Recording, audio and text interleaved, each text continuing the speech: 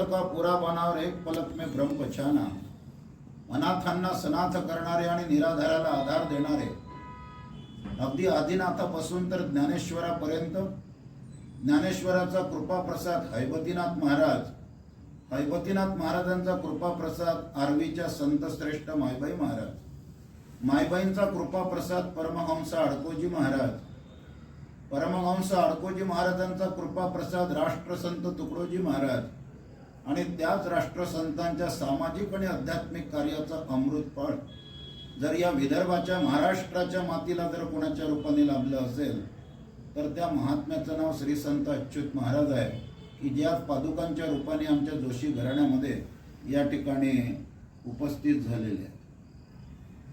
अशा संतांचे चरण स्पर्श आपण करणे म्हणजे नेमकं काय? तर एखादा साधू संत जर रस्त्याने चालला असेल तर पटकन त्याच्या पायावर उताना उघडं पडणे, त्यालाही पाडणे ना आपणही पडणे, त्याला काही त्या ठिकाणी चरण स्पर्श म्हणत नाही. चरण स्पर्श याचा अर्थ तो आहे, चरण म्हणजे गती. साधू संत दैनंदिनीमध्ये ज्या गतीने चालतात, म्हणजे जे सकाळी उठत पासून तर रात्री झोपतपर्यंत जे आचरण करतात, त्याच्यातल्या एखाद्या तरी गोष्टीला आम्ही लोकांनी स्पर्श करणे, त्याचं नाव चरण स्पर्श आहे. असं कुठेही लिहिलेलं नाही आहे की चरण स्पर्श याचा शब्दशः अर्थ म्हणजे त्या ठिकाणी त्या साधू संतांच्या पायाला हात लावा, असं कुठेही लिहिलेलं नाही आहे. त्याचा तो लौकिक अर्थ झाला.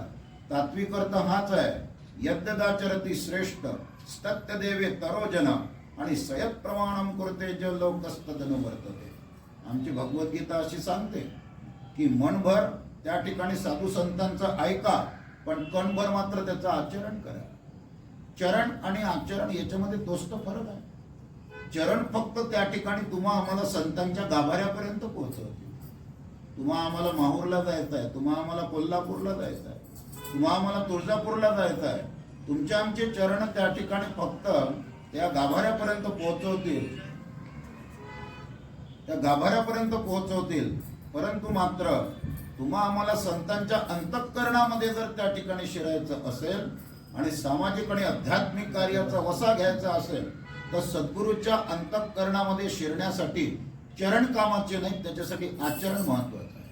आणि म्हणून यद्यदाचरती श्रेष्ठ स्तत्य देवे तरोजन. संत अच्युत महाराजांसारखे श्रेष्ठ महापुरुष आज सामाजिक आध्यात्मिक कार्यातून वरुड ग्रामाला जन्माला आलेले आहेत.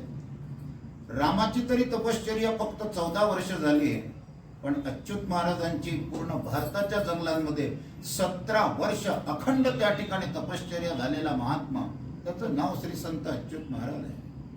आज महाराज लोक अनेक आम्हाला जागोजागी दिसतील, परंतु मात्र संत अच्युत महाराज हे एक सिद्ध महात्मा होते, हे लक्षात घ्या. आम्हाला महाराज लोक खूप दिसतील पण तपस्वी नाही आहेत. अच्युत महाराज हे तपस्वीभ्योधिको योगी ज्ञानीभ्योप्यमतोधिका. 17 वर्ष आपण एक दिवस किर्रदाट जंगलामध्ये राहू शकत नाही. चंद्रपूरच्या ताडोबा जंगलामध्ये ज्या वेळेला अच्युत महाराज ध्यान करायचे त्यावेळेला भोवतालून त्या ठिकाणी सगळे हिंस्त्र श्वापद येऊन बसायचे, पण एकाही वाघाने किंवा एकाही बिबट्याने कधी अच्युत महाराजांवर हल्ला केलेला नाही. चित्त शुद्ध तरी शत्रू मित्र होती, व्याघ्रगेन खाती सर्पतया विषते अमृत आघातते हित अनितते नीत होत जाते. वर्धा जिल्ह्यामध्ये रोहणा नावाचं जंगल आहे आणि त्या रोहण्या नावाच्या जंगलामध्ये अच्युत महाराज 1.25 महिन्यापर्यंत तपश्चर्येला होते. एकदा त्या जंगलामध्ये एक पिसाळलेला वाघ सुटला आणि पिसाळलेला वाघ सुटल्याबरोबर सगळे जंगलातले जे मजूर होते, काम करणारे, ते घराकडे धावायला लागले. अच्युत महाराज एका वडाच्या खाली त्या ठिकाणी पुरातन वडाचा पार होता असा आणि त्याच्या खाली ध्यानाला बसले. ते लोक आलेत, महाराजांना विचारतात, म्हणे महाराज काय करता इथे? अच्युत महाराजांचं वय अवघं 22 वर्ष. काय करता म्हणे इथे? काही नाही, भजन पूजन चिंतन मनन करतो म्हणे, मग ध्यान करतो. महाराज तुम्हाला माहित आहे का या जंगलामध्ये पिसाळलेला वाघ सुटलेला आहे, तो कधी इलन झडप मारेल याचा नेम नाही. महाराज म्हणे मी त्यालाच तर पायासाठी बसलेलो आहे, तो कुठून येतो आणि काय करतो ते तुम्हाला बघायचं आहे म्हणे. मी आतापर्यंत ऐकलेलं आहे म्हणे की वाघ खात असतो, वाघ झडप मारत असतो, मला तेच पाहायचं आहे म्हणे की तो काय करतो आणि काय नाही. म्हणे महाराज इथे बसू नका, ध्यानामध्ये कधी तो वाघ येईल आणि झडप मारेल, तुम्ही आमच्या घरी चला. महाराज त्यांना म्हणायला लागले, तुम्ही 2 दिवस ठेवाल, 5 दिवस ठेवाल, 7 दिवस ठेवाल, 10 दिवस ठेवाल, तुम्ही काय आयुष्यभर माझं पालन पोषण करणार आहे? तुम्ही आयुष्यभर माझं पालन पोषण करणार आहात का? म्हणे नाही महाराज, आयुष्यभर तर करू शकत नाही. मग तुम्ही तुमचं काम करा, मला माझं काम करू द्या. मला फक्त सांगा म्हणे तो कोण्या दिशेने आहे. मग त्याने सांगितलं या दिशेने आहे, डाव्या.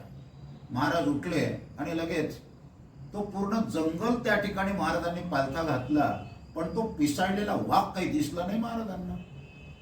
रात्री गुजरभाई गुजराण का झोपडी का मैदान, जे जंगलामध्ये कंदमुळं फळ भेटतील ते त्या ठिकाणी खावेत, भूमीवरी पडावे, ताऱ्यांकडे पहावे, मुखी नामनित्य गावे, या झोपडीत माझ्या.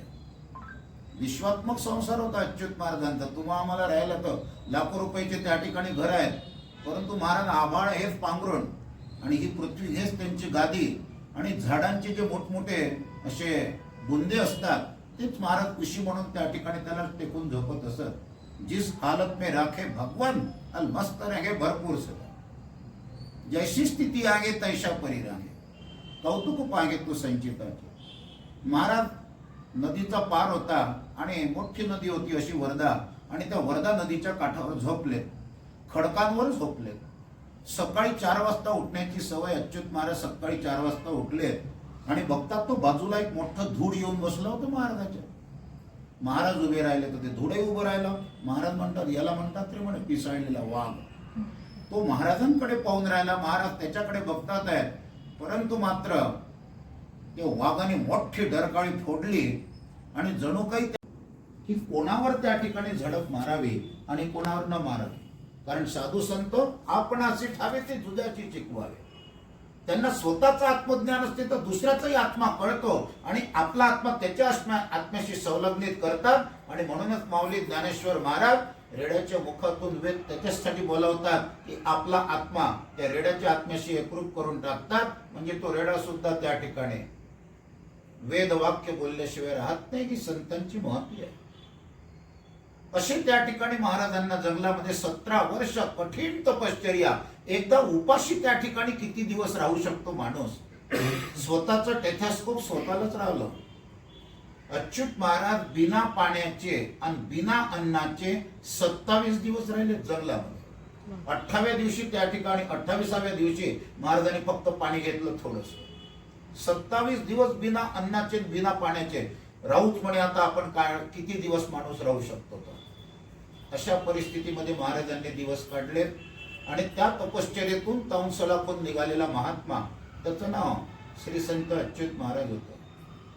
मग ज्या वेळेला अरण्यातून त्या ठिकाणी लोकांतात आले, अच्युत महाराज एकांतातून लोकांतात आले, त्यावेळेला सहजच सामाजिक कार्य महाराजांनी हाती घेतलं. आमच्या दर्यापूरलाच तुमच्या मायताईंकडे त्यांच्या माहेरी मोकासदारांकडे अच्युत महाराज 54 वर्ष आले. विचार करा, एखादा महात्मा एखाद्याच्या घरी 3-4 वर्ष जाईल यात काही नवल नाही, परंतु मात्र आमच्या मायाताईंकडे अच्युत महाराज 54 वर्ष लागोपाठ आले, एकही वर्षाची गॅप न पडता. आणि अशा परिस्थितीमध्ये ज्या वेळेला त्या दर्यापूरला एक मुस्लिम रिक्षावाला होता, अच्युत महाराजांना प्रवचनाला घेऊन जायचा. त्याची एक मुलगी होती. एक दिवस तो ढसाढसा रडायला लागला बिचारा. महाराजांनी त्याला विचारलं, त्याचं नाव होतं खलील, आणि त्या खलीलला विचारलं, म्हणजे क्यों खलील, क्यों रो रहा है? तो बोले बाबाजी मेरे लड़की को हृदय रोग हो गया, उसको ऑपरेशन करना पड़ता गया और 20,000 रुपये करीबन लगेंगे बोले.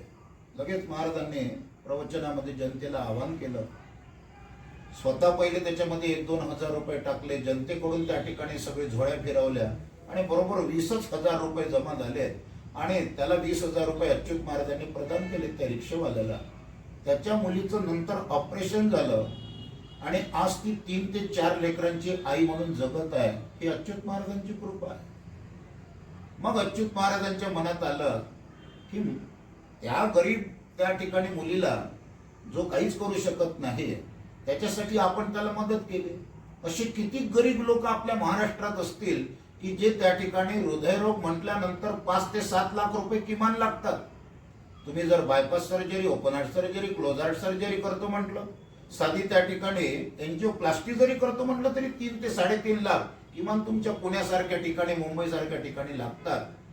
मग असे किती जणांचे त्या ठिकाणी प्राण जातील या विचारातून श्री संत अच्युत महाराज हार्ट हॉस्पिटलची अमरावतीला निर्मिती झाली. 5 संतांच्या उपस्थितीमध्ये श्री संत अच्युत महाराज हार्ट हॉस्पिटलची कुदळ मारल्या गेली. आज अशी परिस्थिती आहे त्या हॉस्पिटलची की बाकीच्या हॉस्पिटल आणि अच्युत महाराजांचं हॉस्पिटल याच्यामध्ये तो फरक आहे की बाकीच्या हॉस्पिटलला फक्त दवा है, लेकिन यहाँ पर दवा भी है और अच्युत महाराज जी की दुआ भी है. असं ते हार्ट हॉस्पिटल म्हणजे श्री संत अच्युत महाराज हार्ट हॉस्पिटल. आज 43,000 हृदय शस्त्रक्रिया. कशाला म्हणतात? एक हृदय शस्त्रक्रिया 5 लाख रुपयाची.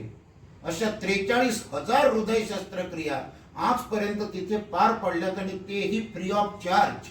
एकही पैसा आपण घेत नाही. निष्णात डॉक्टर आहेत, इंग्लंड वरून त्या ठिकाणी आलेले आहेत.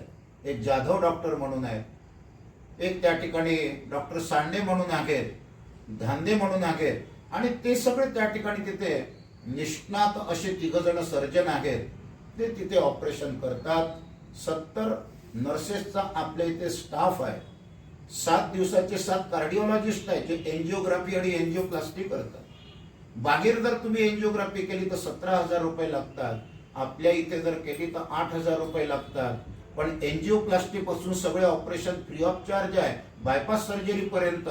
पण एंजिओप्लास्टी केल्याबरोबर तुम्ही जे एंजिओग्राफीचे 8,000 रुपये भरलेले असतात तेही तुम्हाला वापस मिळतात. 5 दिवसामध्ये तुमच्या अकाउंटला ऑटोमॅटिक क्रेडिट होऊन जातात. म्हणजे एंजिओग्राफी सुद्धा फुकटच होते. आपल्या इथे कोणी म्हणते दानात दान ते नेत्रदान, दानात दान ते रक्तदान, दानात दान ते पाणीदान, दानात दान ते अवयवदान. पण अच्युत महाराजांनी या महाराष्ट्राला एकच दान दिलं, दानात दान. 43,000 लोकांना जीवन दान देणारा महात्मा, त्याचं नाव श्री संत अच्युत महाराज आहे. हे लक्षात घ्या. आपण जी आरती केली त्या आरतीमध्ये आपण 1 रुपये, 2 रुपये, 5 रुपये, 10 रुपये सहजच टाकतो. तो पैसा कोणाच्या खिशात जात नाही. तुकडोजी महाराजांनी अच्युत महाराजांना देशभक्त देवभक्त आमच्या अमरावतीला दाजीसाहेब पटवर्धन म्हणून होऊन गेले. इंग्रजांच्या गाड्या नुसते एका हाताने पलटवून देत असत ते.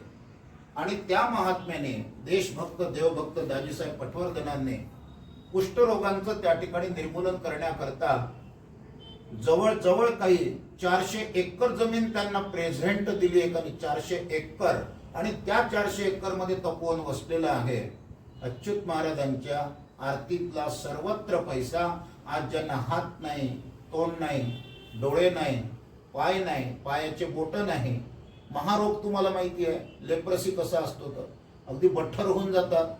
लेप्रसीने त्या ठिकाणी माणूस सोडून जातो, त्याला मरणच आहे. आता तर 0.5% आहे सध्याच्या परिस्थितीमध्ये आपल्या लेप्रसी राहिलेला नाही आहे. परंतु अशा लेप्रसी पेशंटसाठी अच्युत महाराजांनी आपल्या उभ्या आयुष्यामध्ये 25 लाख रुपये त्या ठिकाणी त्यांना प्रदान केले. आपल्या आरतीतला जो पैसा येतो, प्रवचनाच्या सप्ताहातला, तो सर्वत्र पैसा त्या ठिकाणी कुष्टी बांधवांकरता त्या महात्म्याने त्यांना समर्पित करून टाकला. दुष्ट प्रवृत्तीचे आई वडील राहतात काही काही. आपल्याला मुलीच मुली होतात